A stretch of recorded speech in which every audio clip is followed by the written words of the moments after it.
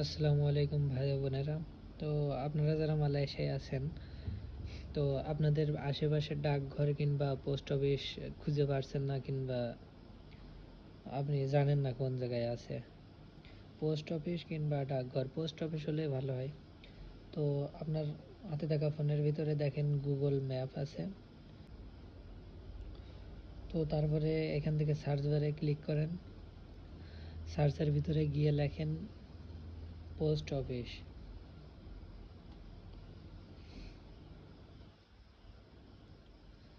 তো post office লেখার পরে আপনি সার্চে ক্লিক করেন। তারপরে দেখেন আপনার নিচেই, মানে যেটা কাছে আছে, বেশি দূরে না, যেটা কাছে আছে, তো সেইটা দেখেন আপনার এখানে শো করছে। ঠিক আছে, তো আপনি আগে দেখে নেবেন আপনার কোনটা আপনার কাছে আছে, যেহেতু যেতে সুবিধা হয় সেই হিসেবে একটা সিলেক্ট করেন। তারপরে আপনি নিচে স্ক্রল করবেন। নিচে স্ক্রল করার পরে দেখেন আপনার এখানে নাম আছে। তো যেটা আপনি ওখানে দেখবেন কাছে, সেইটার উপরে ক্লিক করবেন নিচেই। তো ক্লিক করার পরে নিচেই টান দিবেন। আগে দেখে নেবেন পোস্ট মালয়েশিয়া কাম্পং কিফায়াং, এরকম একটা নামে দেখে নেবেন।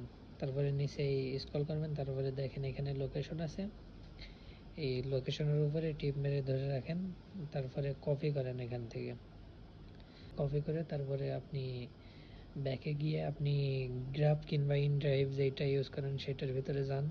আমি যাওয়ার পরে আপনি যেটা কপি করেছিলেন ওখান থেকে এইখানে পেস্ট করে দিবেন।